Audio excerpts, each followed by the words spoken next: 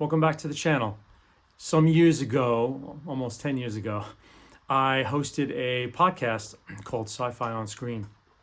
The podcast lasted about 5+ years, and I gently closed it down in order to transition into a YouTube channel talking more about books and movies. But I reviewed films one at a time, sometimes compared originals to remakes, sometimes I did special shows. But a lot of the criticisms and a lot of the critiques and analysis that I did for these films, I stand by. And so I thought, since I've done over about 100 shows, that I would share the archives with my new audience here on my YouTube channel. The shows range from about 45 minutes or so more of a podcast. I'll just put up a static image of the old logo, and you can listen and enjoy. So I'm going to do these weekly, and hope you enjoy. Welcome to Sci-Fi on Screen. I'm your host, Jeff Palermo, and in this week's episode, we're going to be taking a look at Ridley Scott's 1982 film, Blade Runner. Like 2001: A Space Odyssey, which I podcasted a few weeks ago, there isn't much that has not been said about Blade Runner. There's a few little factoids in the production of it, which I've dug up, but for the most part, I'm going to be keeping it pretty personal and just kind of laying out my ideas and what I like in the film, what I don't think works that well. So let's start with a little background. As has been widely known, the film is based on a Philip K. Dick novel that he wrote in 1968 called Do Androids Dream of Electric Sheep? The production history since the novel was published, actually, strangely enough, Martin Scorsese was briefly interested in doing a version in the early 70s, but he actually never optioned the screen rights. In 1977, a guy named Hampton Fancher wrote a script based on the book that was optioned by a production company. Ridley Scott at the time was briefly attached to the Dune film, which then died, and he left that project. And actually, I didn't know his elder brother, Frank Scott, died of skin cancer in 1980. And Ridley also lost his brother, Tony Scott, a couple of years back to suicide. From what I can tell, Wikipedia being my source, I won't kid anybody, Ridley wanted a project to kind of distract him from Frank's death. This is a funny thing that I found out. In terms of the title Blade Runner, up until that point, it was basically the bizarro title that Dick had given the novel, and that was the title of the project. William Burroughs wrote a screenplay for a novel written by a guy named Alan E. Nourse. The novel was called Blade Runner, and it was all one word. The production team and Ridley Scott liked the name Blade Runner so much, they basically bought the script and all the rights to it, trashed it, and just kept the name. And the novel this guy Alan Nourse wrote has nothing to do with anything that Dick's novel has to do with. Completely different, but so that's where the name comes from. It's completely artificial. Dick didn't come up with it. It's not in Do Androids Dream of Electric Sheep. It's this bizarre sort of addition as the production was rolling on. So kind of an interesting thing. So then Scott... the idea, from what I'm guessing, is that Hampton Fancher wrote a book that was more based on sort of ecological issues, which I guess Dick's novel is based on. I read it, but like most Dick novels, I don't remember it that well, and it didn't seem to be a very movie-ish, character-driven thing, from what I can tell. So they hired a guy named David Webb Peebles to do a rewrite on the script. I think Fancher came back later on to do some edits here and there, so they kind of were both working on it. And this guy, David Webb Peebles, you will know because he co-wrote 12 Monkeys, I believe, with his wife, and he wrote the film Unforgiven, which is now a classic that Clint Eastwood did. Philip K. Dick died just before the film was released, but they had sent him some test footage. This guy, Douglas Trumbull, who I believe worked on 2001 and a lot of sci-fi films in the 70s. Trumbull sent Dick some of the initial effect shots that were going to be used, and Dick supposedly really loved it, saying at one point that this is exactly how he had envisioned the world, that he was seeing what was in his mind. So kind of cool. So definitely Dick gave it his visual blessing at the very least. I'm not sure how he felt about the screenplay, but he did think that they really had gotten what his world looked like very well. So that's the production, and then the film was released in 1982. A word on versions of this film. This is a strange thing that I came across as I was watching it and reading about it. So in 1982, there was a theatrical release. 116 minutes long, and it contained sort of film noir voiceovers done by Harrison Ford. So he was narrating parts of the film because the distributing company didn't think that what was happening was being explained well enough. So they got Harrison to come back and do all these voiceover overdubs. They also tacked on this happy ending, which is basically, if anyone's seen it, it's Deckard and Rachel in this car out in the country somewhere, and you know, there's this notion that she's going to live indefinitely, that she wasn't built with a 4-year lifespan, and they're going to be happy ever after. There was no unicorn sequence whatsoever, and no allusion to Deckard being a replicant. Then they released the same year, 82, this international version, and they added, I guess, some violent scenes that were edited out of the American release. So then in 1986, there was the broadcast edition, which usually is, they Bowdlerize it for TV. And then the work print of the film, which I guess, a work print which Scott had worked on before, I guess the studio had done a final edit, was shown to some audiences in 1992. They called it the director's cut, but it really wasn't, just a work print. There was a really positive reaction to the screening. So the studio decided to kind of get moving on like an official director's cut to restore the film. In that year, that work print sort of morphed into the director's cut, and what they did was they removed all of the voiceover narration. They inserted this unicorn dream sequence, which is the first anyone had seen of it. And they removed the happy ending. I think the last shot was just Deckard and Rachel getting into the elevator. However, supposedly Ridley Scott wasn't involved in that very much. He kind of disavowed it. So then in 1997 was the final cut, which is what I'm reviewing today, which I have gotten on Blu-ray. Basically the director's cut, and they put more of the extreme violence back in. And the unicorn scene, when Deckard has this vision of a unicorn in the forest, is a little more expansive. It's like the full sequence. I guess it was cut briefly for the work print and the director's cut. So that's all the scuttlebutt and backstory for Blade Runner. So with that dispensed with, let's get into the analysis. So the film opens with this wonderful Vangelis score, and Vangelis has a long Greek name, which I didn't bother to look up for this podcast, but he was a big deal in soundtracks and scores in the 70s and 80s. And you go on to the Wikipedia page, Chariots of Fire, I believe, was him.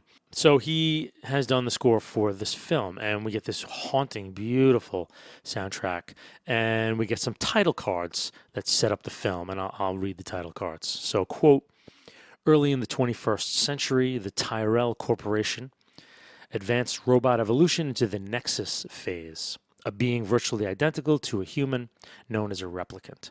The Nexus 6 replicant were superior in strength and agility and at least equal in intelligence to the genetic engineers who created them. Replicants were used off-world as slave labor in the hazardous exploration and colonization of other planets. After a bloody mutiny by a Nexus 6 combat team in an off-world colony, replicants were declared illegal on Earth under penalty of death.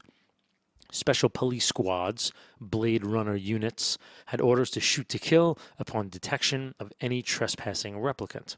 This was not called execution, it was called retirement, end quote. So then we have a brief title card that comes up November 2017, and then we're into the first shot of this film, which is this beautiful vista of a future Los Angeles, dotted with these oil refineries that are flaming off excess gas, and we see a flying car pass underneath. They call these flying cars spinners in the film. These wonderful lens flares happen whenever the cars go by. And it's just beautiful as this film will continue to dazzle us scene by scene with exquisitely shot beauty in all areas, frankly.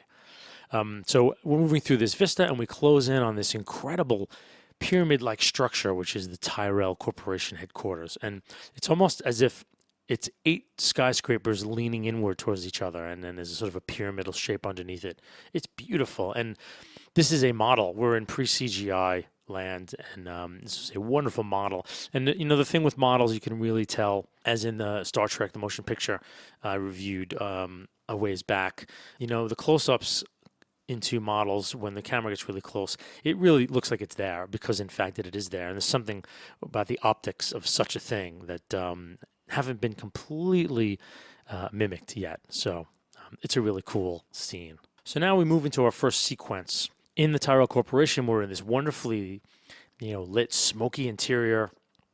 Looks like a couple of cubicles side by side, large spaces, sort of interview rooms. We've got ceiling fans, and one of the gentlemen is smoking. The thing with Blade Runner is what Ridley did with Alien really well, and he knows that you need to ground your speculative world in realism as much as possible.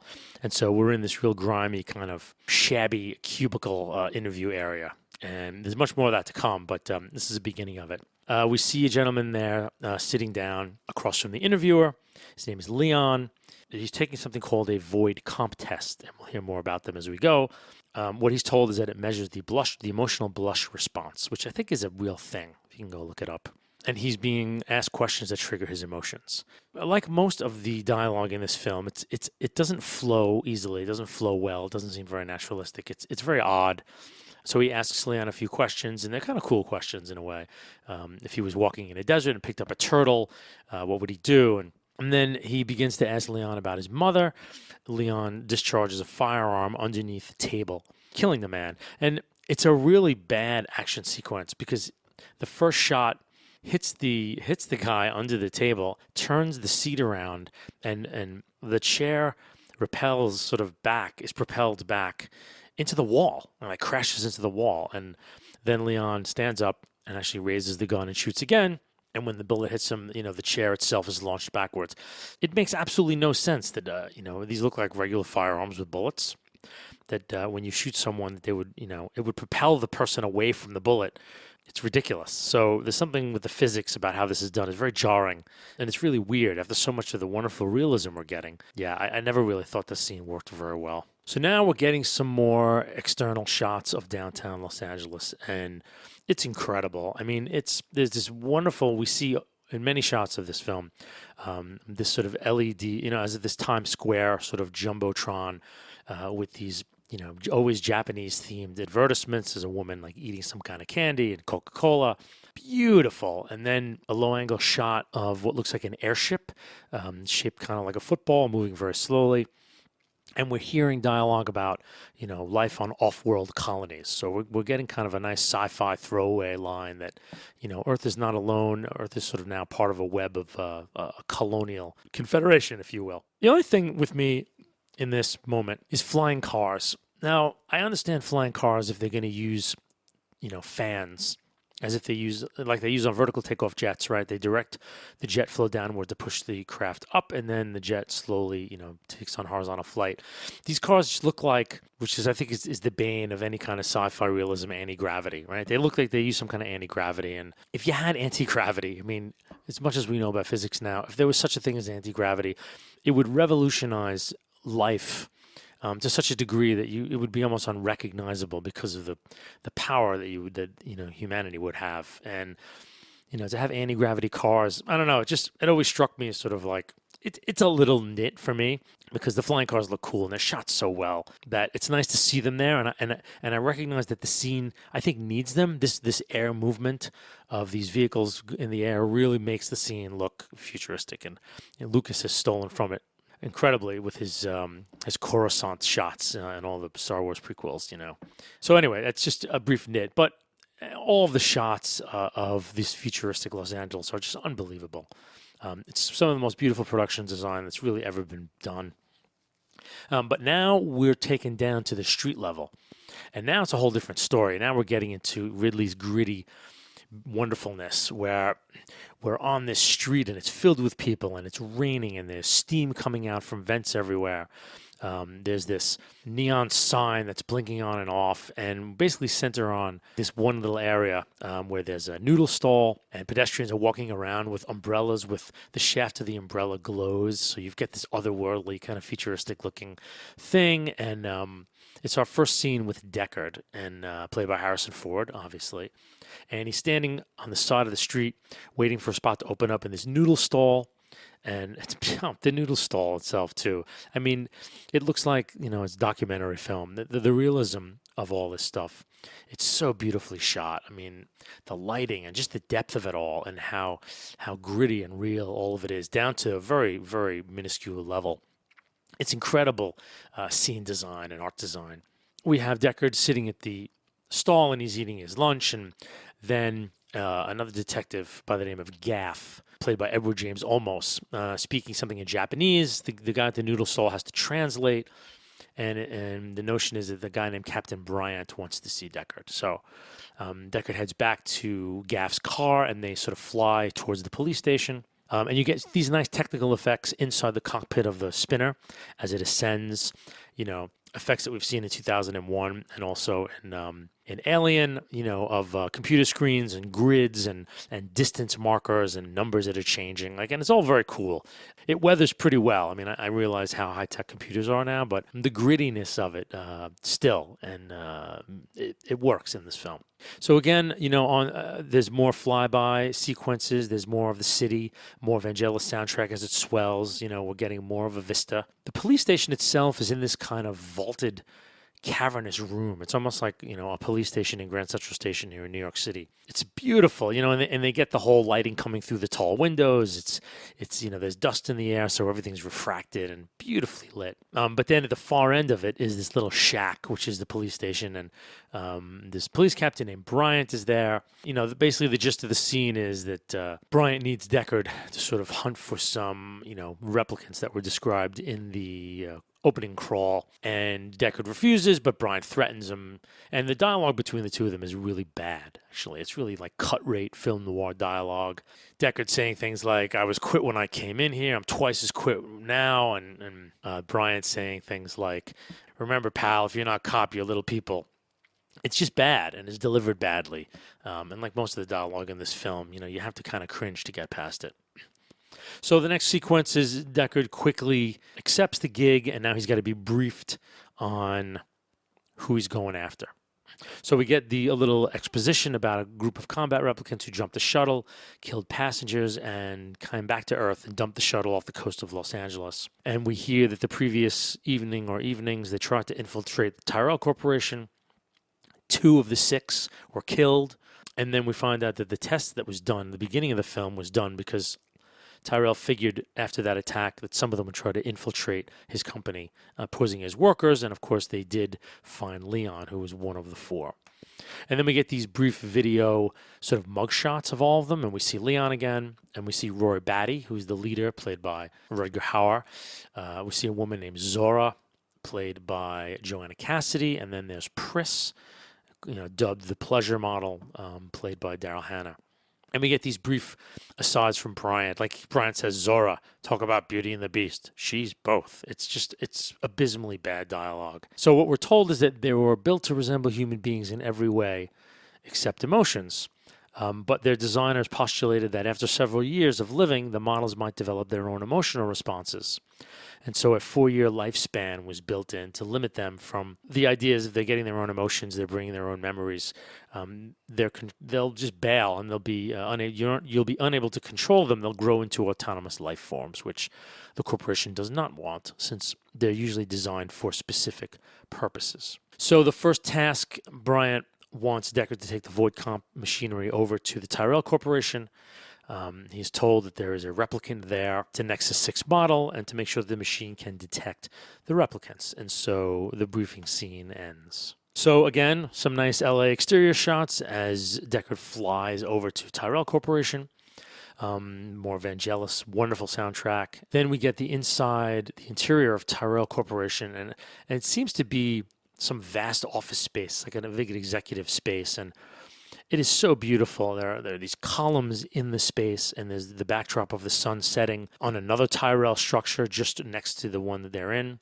It's about as sci-fi a shot as you could. There's this wonderful flare by the setting sun. It's a beautiful shot. And we're introduced to Rachel, who works for Tyrell Corporation, played by Sean Young.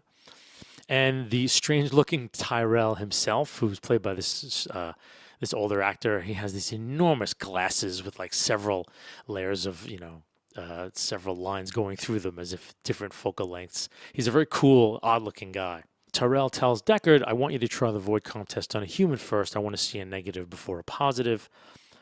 Please test it on Rachel. So they have this scene, the lights are very low, and Rachel's smoking, and Deckard's asking her all these questions, and I mean, it's beautiful, beautiful. The smoke coming off the cigarette is beautiful, and You're getting some shots over Rachel's shoulder, and just gorgeous looking scene. After the void contest is finished, Tyrell asks Rachel to step outside, and the reveal is that Rachel is a replicant, but she hasn't been told.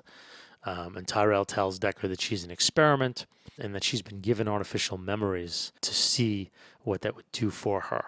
And the idea is that, when replicants in the real world start developing their own emotional responses, the lack of memory about who they are and what they are makes them very difficult to control, and it's very difficult for them. And that the experiment is to give replicants memories would allow their emotional responses, to be dealt with in an easier fashion. There would be some sense of a self underneath them just being these units. And so Tyrell's kind of messing around with it. So the next sequence, we see Deckard in his spinner car flying, and we hear the interview that Leon briefly was giving when he was taking the void comp test. The guy had asked him his address. And so, the audience is being told that this is how Deckard knows where Leon lives. And so Deckard goes to Leon's apartment. It's an amazing apartment in terms of its green, grimy, and dingy, but it's shot in such a luscious style. There's something that Ridley and his cinematographer do in this movie it doesn't matter what they shoot, it looks insanely good. And it's like ruin porn. I don't know what it is. It's like grime porn.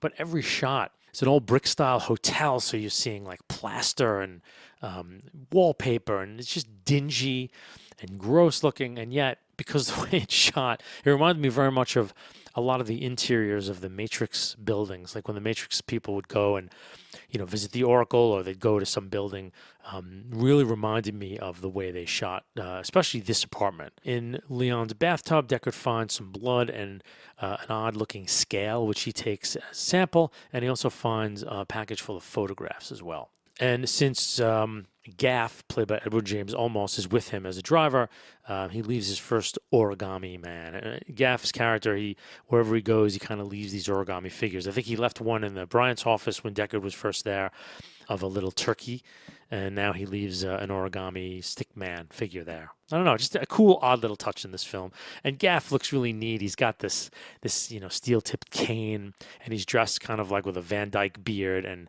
these weird-looking eyes. Like he's a very cool-looking character. So now we meet Roy Batty with Leon, and Leon's we're out on a city street. Leon's telling Roy that he wanted to go back for his photographs, but cops were there. And the camera pans over, and there's this really cool scene of these score of like bicycling people with these Japanese-style peasant hats, and they bicycle in and around all these fires that are lit on the street for people to keep warm in. It's a cool little uncanny moment I really like. Roy and Leon basically visit a guy who he's a genetic designer, but all he does is make eyes. And he's in this bizarre lab where the lab itself is ice cold. So he's wearing this huge suit that's fed by tubes, and he's got these wacky contraptions around his eyes. And it's a very uncanny, bizarre laboratory. And you see eyeballs floating in these containers. And so Batty walks in, and he has this wonderful quote.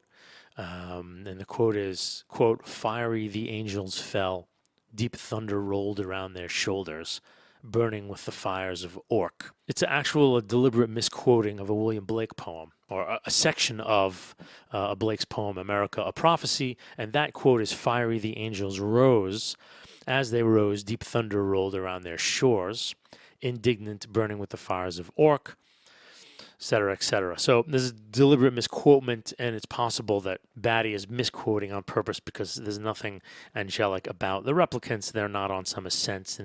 They've fallen quite far in some of the things that they've done and will continue to do. So it's kind of neat. And Batty, and I should say Howard doing the speech, very magnetic, as he is in almost all of his scenes. He's an incredible presence in this film and really gives it a solid antagonist to kind of exist around. We see Leon put his hand in some of the Sub-Zero liquid, pulling out some of the eyes, and they're threatening this guy, wanting to know about what they call incept dates, which is when they were created and kind of turned on. So they tear this guy's coat off and threaten him. And basically, Batty gets the information that Tyrell's probably the only guy who can really help him with longevity. And he's got to see a guy named J.F. Sebastian, who is a genetic designer, who could probably get him in to see Tyrell. So now we have this wonderful scene between Deckard and Rachel, and we see Deckard coming home to his apartment, and he lives on the 97th floor. And we're getting now, another sort of way of looking at LA as this sort of vertiginous city. It's incredibly high up where he lives, but the building itself is old and run down, and yet it has pretty high-tech elevators and video systems as well. Again, a wonderful mix of the high and low.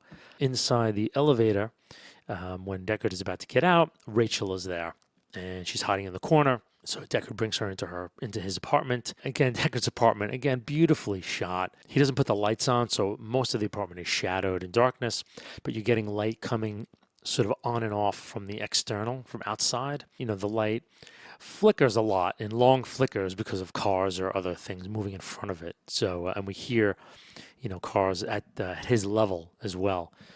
Going by outside. It's just an amazing setup. So Rachel is there basically to prove him wrong, kind of accusing him, have you ever used the test yourself? And Deckard begins quoting from her memory, basically things that she probably has never told another human being. And it's a really beautiful scene at this point. She starts to cry. And Vangelis has a special theme for this scene. In a sense, Rachel's being told that her entire life is a creation, and probably the memories are Tyrell's niece, as Deckard puts it, not her memories. She cries and the Vangelis music comes up, and it's, they really achieve something here. It's some definite pathos in this scene. And Deckard, first being kind of harsh and cold that she's a replicant, he kind of softens as he sees her reaction. He kind of takes pity on her. And she turns to leave and kind of, and so she kind of takes off out of the apartment, embarrassed to be there in front of him. So he winds up sorting through Leon's photographs, looking for a clue. We have this great shot of him with a drink out on his balcony. And again, he's all the way near the top of the building, and we see how far up he is and what LA looks like. And it's just, so full of these, block after block of immensely tall 100+ story buildings. And yet we don't see any sky. He's 97 stories up, but there's still more above him that blocks the sun. And it's amazing, amazing sequence. So now we see Pris, played by Daryl Hannah, hide herself in sort of the garbage of a side of a street. Again, it's incredibly grimy in this alley. We've got this high-tech concept, right? And we got a lot of high-tech above, but on the street, man, it's all grime and gross and more rain. She is strategically placing herself there because she knows this is the entrance to J.F. Sebastian's home. And so she's going to play on her waif-like looks and demeanor to see if she can ingratiate herself to get into his apartment. And she does, in a way that's fairly believable. And the building that he lives in is very creepy. I think it's called the Bradbury, which possibly is a nod to Ray Bradbury. I'm not sure. But he's the only occupant of this huge apartment building. And we get a sense at this point that Earth is really the backwater, that the colonies and off-world are really the places to be in this futuristic world, and that anyone has gotten the hell out of LA, and there's absolutely no housing shortage whatsoever. And yet the streets are constantly packed with people. It's an odd kind of dichotomy in that way. But there's a beautiful shot as the elevator ascends up. The light from the elevator kind of moves with it and stabs out of the elevator shaft. It's just, my God, how beautiful it is. As they enter his apartment, he has created other replicants, but they're sort of toys. So they're little people and these odd kind of toy-like beings that seem, that are kind of humanoid. And these two little small Napoleonic people come up and say, well, hello, JF. And it's very weird. Everything in his apartment is very weird. And it's another uncanny thing in this film. It really gives it just an extra dimension, which is so cool to look at. So now we cut back to Deckard's apartment, and he's sitting by the piano, and he has this vision, a waking vision of a unicorn running through a forest. It's a beautiful shot, a beautiful unicorn. I mean, it's an amazing shot in itself. We have no idea at this point in the film what that is. We see him having it as a waking dream. And then after that, he takes one of Leon's photos and he puts it in a machine, and he sits back with a drink in his hand. And again, his apartment is another great. It's just incredibly, the art direction here is ridiculously good. It just looks such a lived-in place, and lived in by a detective who's probably not home most of the time. Again, while he's sitting there, the light that's coming into his apartment, obscures, then brightens because there are things going by outside, just making it incredibly realistic. And basically what he does is he thought he had noticed something in the photograph. So he puts it in this machine and he gives it these verbal cues, pull back, left, focus on this section and that section. And he continues to look, and finally he finds that by focusing in on a mirror, he can see another figure in the apartment that wasn't visible, if you just looked at the photograph by itself. It's a really cool shot, like how he finds it, and it's really well done. The effects are terrific. And we see a woman lying down in the back room of the apartment through this mirror. And he gets a photograph of it, and basically now he's out detecting. So he takes this scale that he picked up from Leon's apartment and he brings it to a tech on the side of the street who's just another old Asian man who gives him the maker of the snake. It was it's an artificial snake, and we see as he's scanning it, the little ID code tattooed on it, which is kind of cool. The woman pinpoints, oh, it's so-and-so, and his shop is down the street, whatever. So Deckard basically enters the guy's shop and kind of strong arms him, and we get a location of where this person might be, who he made it for, and it's a nightclub in Chinatown. So now we get this next sequence takes place in this incredible nightclub where just, the costume design, the set design, it's just amazing. You could write a book on this nightclub scene in itself. It's amazing. And Deckard enters and sits at the bar, and he winds up talking to the owner of the place, and he tries to intimidate the guy into telling him, who owns the snake. And the guy basically tells him to fuck off and gives him a drink on the house. Then suddenly we hear from the back of the place that there'll be a performer who's going to be on stage with a snake. And of course, we know that this must be her. And we don't see the performance, which is kind of strange. We cut to afterwards. Deckard's kind of hanging around the dressing room area, and we see the woman who performed with the snake kind of come walking by. And Deckard sort of poses as this fast-talking, kind of mealy-mouthed guy who's there from like public affairs, and it's a terrible sequence where he kind of puts on a voice like this, gee, miss, and he kind of goes into this character. And Harrison Ford is Harrison Ford, man. He doesn't do character. He doesn't do funny voices and goofy character actor moments like that. Like, he's Harrison Ford, and it comes off awfully. And even she turns to him at one point. She's like, "Hey, you for real?" And in the audience, we're kind of thinking the same thing. Like, is this scene for real? It's dumb. It's incredibly dumb. But the actress who plays Zora is terrific, Joanna Cassidy. She definitely can hold her own with Ford in the scenes. And it's a shame that Ford has to do these horrible, goofy caricatures that he was, that are written into the script. Because, I don't know, there was definitely chemistry between them in terms of, they're both being powerful screen presences. So he's yakking away while she showers and gets dressed and everything, and basically she comes back out and she realizes that he must be a cop, and like punches him and knocks him down and is about to strangle him, and someone enters the room, and so she bails and runs away. And so there's a brief chase out in the night. She's wearing this strange outfit where there's like a bustier that's over her shoulders and her breasts, and then she's wearing a completely kind of vinyl see-through plastic jacket around it. It's really weird looking. So there's a brief scene, through all the buses and the people bustling around where she's hiding from him and he doesn't see her. And the sound design is just amazing. What's going on out on the street and how it's rendered in the sound design is just incredible. However bad this film is written, and it's written horribly, the sound design and the cinematography, it's so well mounted as a film that confirms my belief that, film is primarily a visual medium, and you can fuck up royally with writing and somewhat with acting, but you shoot a film well, you're there. It'll survive if you shoot a film as beautifully and as interestingly as you can. It will transcend all the other badness that goes into it. And I think I'll probably say this again at the end when I wrap up, but I think Blade Runner is a huge example of that. Ultimately, Deckard's able to draw down on her and kills her. He has to shoot her multiple times, and after the first shot hits her, the actual sound design fades and the soundtrack comes up. And it's, what's beautiful is that, her death becomes a tragic thing.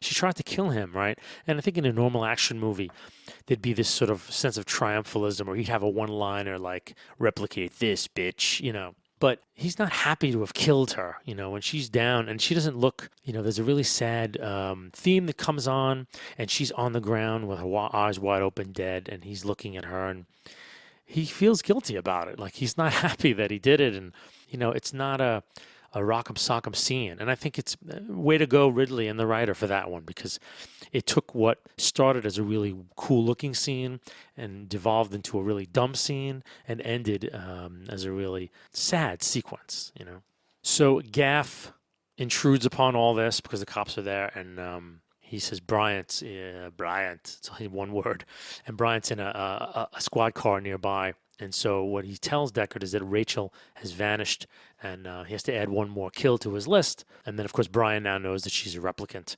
And once Bryant and Gaff leave, Deckard sees Rachel from across the street. He's about to chase after her, but she vanishes. But then Leon appears, and he winds up beating the crap out of Deckard, really knocks him around, and he's about to kill him when Rachel, with some weapon, I don't know where she got it from, kills Leon from behind, saving his life. And at one point, right before Leon gets killed, he says to Deckard, who he's about to kill, "Wake up, time to die." And it's obviously a little echo of what we're going to hear at the last scene of the film. So the next sequence is Rachel and Deckard's love scene at Deckard's apartment. And again, we're in the apartment. There's this wonderful lighting. It's all, shadowed, and we get light coming in from outside. Just beautifully lit, beautifully lit. And Rachel has this wonderful line in this sequence. She has the shakes, and Deckard says, the shakes are kind of part of the business, in terms of killing people. And she says, "I'm not part of the business. I am the business." And she kind of puts out to Deckard, like, she's like, "I'm going to go north and, go on the run. Would you come after me?" And he's like, "I wouldn't, but someone else would." And at this point, we get a little Harrison Ford beefcake as he removes his shirt, sort of cleans out his mouth and his head, because Leon kind of knocked him around pretty bad. Deckard basically falls asleep, and Rachel sits down at the piano, lets her hair down. She's looking at all of Deckard's photographs, and he's got all these old photographs on his piano. And you wonder if she's jealous, at his memories, if they're real. So she takes her hair down, she starts playing the piano, and then he wakes up as she plays. And they have this one kiss, and then she tries to run out of the apartment, but he chases her, slams the door, doesn't allow her to leave, kind of corners her, and basically repeats to her what she should say to him, like, "Tell me to kiss me, tell me to put your hands on me." It's a little rapey, it's a little, there used to be some sort of license in film where men could kind of quasi-rape women, and, the understanding was that they got into it, or no was yes, and all this bullshit that, used to pass for gender relations. And obviously these days, thank God, it's been revealed as just quite a crock of crap. And so it's not so bad, and there's, you get a sense that she doesn't know how to deal with all these feelings that are coming up. So this is his way of helping her, but it's a bit rapey. So now we're back at JF Sebastian's place, and Pris is putting on her raccoon eye makeup with an airbrush. I think they do it for real, which is kind of cool. And we see all of JF Sebastian's toys, all these different shapes and sizes of replicants as he's made. And we find out that JF has this degenerative disease where he's actually 25 years old, but he looks like he's closer to 40 or 50. And it's part of the theme, that he kind of has the same problem as his replicants do, wanting more life. And he also, there's this throwaway line where he says, where Pris asks him, "How come you're still here on Earth?" He says, "I couldn't pass the medical." And we're getting another allusion to, the best and brightest are gone from Earth, and what's left is what's left. So Roy Batty actually enters, because this has all been a ploy to get Roy to meet with JF and get him to gain access to Tyrell. And he and Pris kiss in this weird way that's kind of uncanny. Roy has this moment where he's telling Pris they're the only two left, that the other ones have been killed. He has this weird moment where he has to process his feelings for Leon and Zora. And obviously, they're replicants, so they're not the best at this. They don't know really how to deal with feelings. And you got to give it to Howard. He does a really great, uncanny, and it's only a moment. This is only a moment that I don't think anyone would ever remember in this film, but it's a nice small touch that I really like. They kind of jokingly and not so jokingly threaten JF by saying, "You got to send to see Tyrell." The gambit is that he plays chess with Tyrell, and they call each other, and they, tell each other moves, and the other person moves, and so on and so forth. And the way they do it is the three of them go to the Tyrell Corporation, heading up to Tyrell's apartment. Batty is now making the moves for JF, and he winds up checkmating Tyrell. And Tyrell at that point is sitting up in bed dictating, stock trading, and it's a really cool scene. It's, filled with candles in his bedroom. It seems like Tyrell's used to beating Sebastian, and because of Batty is making the moves, he wins the game. And Tyrell's basically like, you better come up, Sebastian. Let's talk about this. And it plays pretty well. It makes sense to me. I didn't find it that unbelievable that happened. So now you get this wonderful scene between Roy and Tyrell. You get this wonderfully arcane discussion of sort of biogenetics. I don't understand any of it, but man, it sounds really authentic because Batty is asking Tyrell for more life, and Tyrell says, we made you as well as we could. And so Roy is saying, have you tried recombinant DNA blank? And Tyrell's, yeah, we tried it, and this was the problem with that. Have you tried this? And the way they're talking back and forth to each other it just sounds like the real deal. And I wonder if one of the screenwriters went and sat with some geneticists and got this verbatim, and if all this is realistic. I guess you have to Google it to find out. But it sounds great in terms of verisimilitude in a film. And they do a great job. At the end, basically, Tyrell is like, there's nothing I can do for you, Roy. And there's a nice moment where Batty sort of drops his head and he confesses to Tyrell. He's like, I've done terrible things, Dad. And Tyrell says, well, you need to revel in your time. You're extraordinary, Roy. And basically, Batty turns to him and crushes his head and puts his thumbs into his eye sockets and basically kills him and then kills JF Sebastian off screen. So now we're in our end game. Deckard has gotten the news of the Tyrell killings from Brian over the radio, and he's staking out the building where JF Sebastian lives. The cops have cleared the surrounding area, so he's the only one on the street. He enters the building, and again, we've got these wonderful lighting effects and deep shadows. Pris is waiting for him.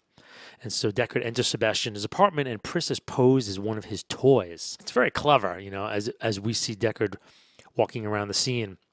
We see who Pris is and where she's sitting, and he doesn't notice her right away. Once he sees her, then he kind of recognizes her, and he gets closer and closer, and he raises this odd wedding veil that she's wearing, and she knocks him down, hurts him pretty badly.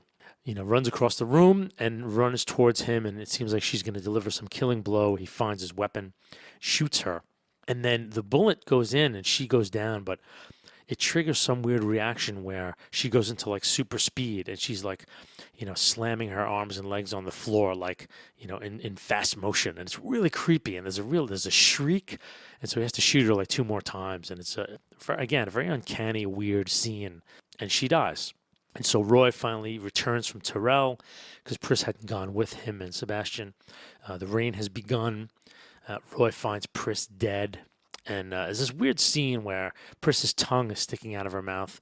Roy kisses her, and then when he pulls away, the tongue kind of has gone. He's pushed it back in. Another weird little moment that's kind of cool, but weird. Then we have this cat and mouse between Deckard and Batty. Batty's he's dying now. He doesn't have long to live, and he's weird. He's playing with Deckard, and we hear a lot of him taunting Deckard from other rooms, and Deckard takes a shot at him and misses, and at one point, Deckard's got his arm and gun right against the wall, and Batty from the other side of the wall punches through it, grabs his gun hand, pulls it through. So Deckard's still on the other side of the wall, and he breaks 2 of his fingers. He says, that's for Pris, that's for Zora. And puts the gun back in his hand, gives it to him. Deckard quickly fires when he gets it back and only grazes Batty. Then there's this weird howling that Batty's doing. He goes back to Pris's body and takes a bit of her blood and kind of puts it on himself as like war paint. He keeps calling like Deckard. He's calling Deckard's name, taunting him. He's pretty much taken off most of his clothing now. He's like in his skivvies. Deckard now is kind of afraid for his life, so he climbs up a wall and pokes through this wet, rotting plaster, and he's at the roof. Then he's on the roof of the building, and the rain's coming down in buckets. And then we intercut with a scene of Batty's hand curling because his body's starting to shut down, and he takes this nail from a nearby piece of wood and jams it into his hand, somehow either keeping him awake or stimulating his pain receptors, which are keeping him going. Then they fight briefly with an iron pipe. Deckard hits Batty pretty badly. Batty grabs it, smashes Deckard, and Deckard's then out on a ledge. in this impossibly tall building. Again, it's up so bloody high. Then Batty joins him at the window, taunting him, and Deckard's climbing up now, the side of the sort of building, trying to get to the roof. It's really weird because he has to climb something that's tilted outwards, and he makes it, and the roof is incredible. Like, the roof is filled with steam and these big pipes and tanks and puddles of rain and just detritus everywhere. Like, it's ruin porn, like, on steroids. It's just so cool up there. So Deckard sees Batty, and in fear, he runs and leaps over to another roof, and he barely makes it. Like, he gets caught on this metal strut, and he's holding on, and he's pretty much not going to make it. And somehow Batty is holding a dove. I don't know where the hell he got the dove from. So he's holding a dove. He runs and clears the span, and suddenly appears over Deckard, and Deckard's about to fall. Batty grabs him by the wrist and pulls him up, and now they're both on the roof, and basically Deckard is incapacitated, and it's, there's nothing you can really do at that moment. Then we get probably the most beautiful part of this movie, which is the end speech. Batty's about to die, and he's holding this dove, and Howard really nails it. Like, he's very powerful here, and I'll quote the brief speech because it's beautiful. And so he drops to his knees, and he's looking at Deckard, and he says, quote, "I've seen things you people wouldn't believe. Attack ships on fire off the shoulder of Orion. I watched CBs glitter in the dark at Tannhauser Gate. All those moments lost in time like tears in rain. Time to die."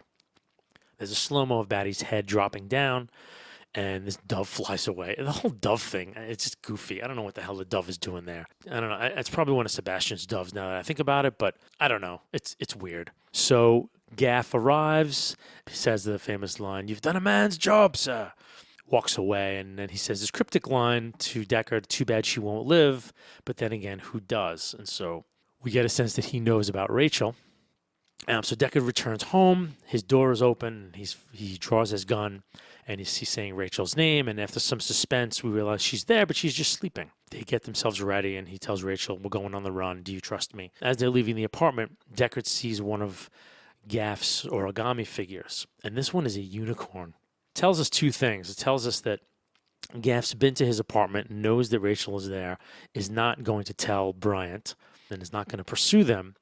And the second piece of information, which is the one I dislike the most in this film, is the origami piece is the allusion to Deckard's memory of the unicorn, telling us that somehow Gaff has seen the files on Deckard and knows Deckard's dreams or knows Deckard's visions, and the only way that could be possible is the same way that Deckard knows the backstory for Rachel, and that Deckard himself is a replicant.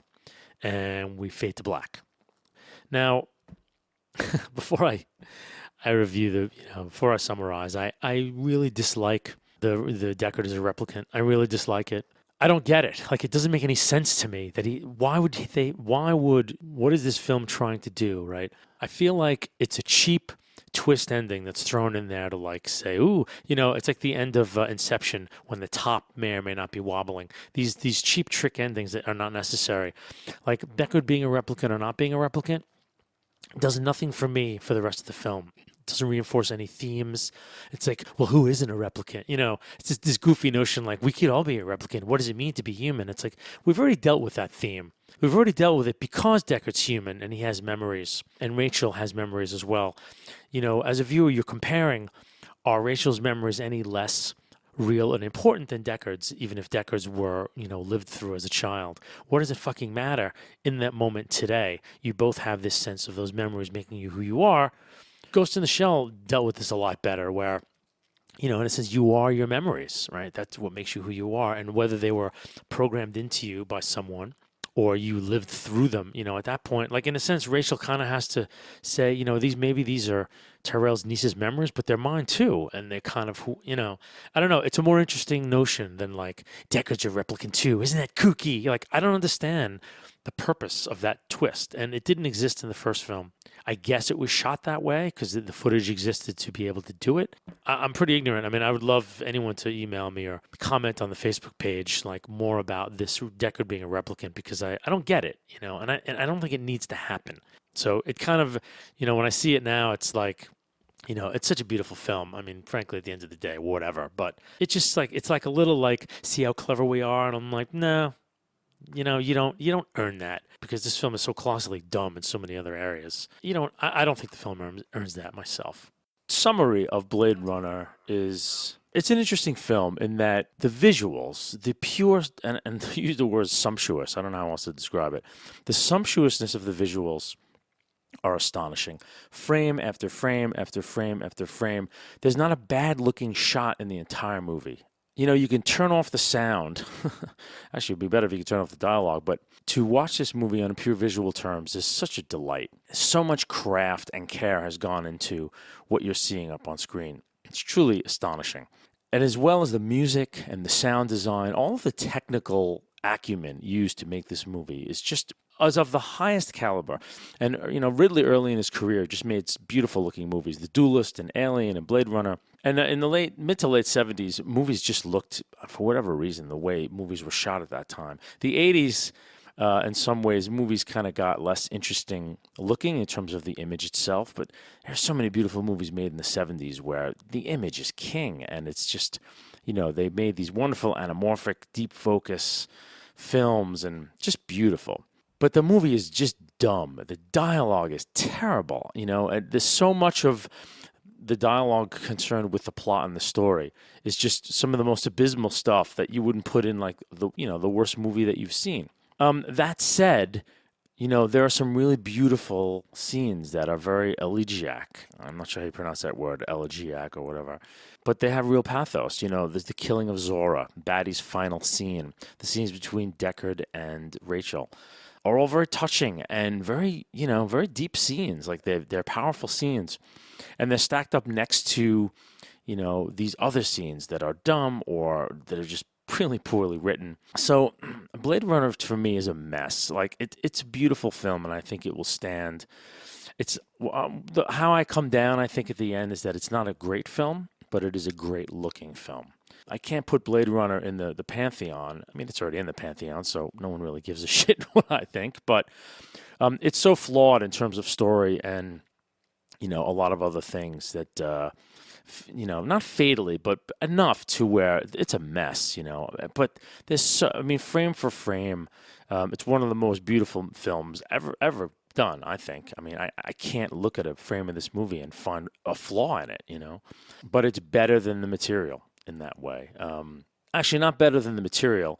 It's why people keep coming back to this movie, And I think some of the final scene with Batty, the concepts are great. In terms of memory and identity and a replicant versus a human being, pretty amazing concepts. Again, in a really great sci-fi way, very heady. And they lend weight to the deep scenes in the movie, like the sci-fi concept of giving a construct memories adds weight to the scenes between Rachel and Deckard, And same with Batty, when Roy dies, like he realizes he's losing everything. And it's because of the concept of the film, So it's unified in that way. So, Blade Runner, just for me, a very frustrating film. There's so much about it that's really good. There's extremely glaring problems that cannot be brushed under the rug. So, I come down on it for myself as just, it's a beautiful film with a lot of problems.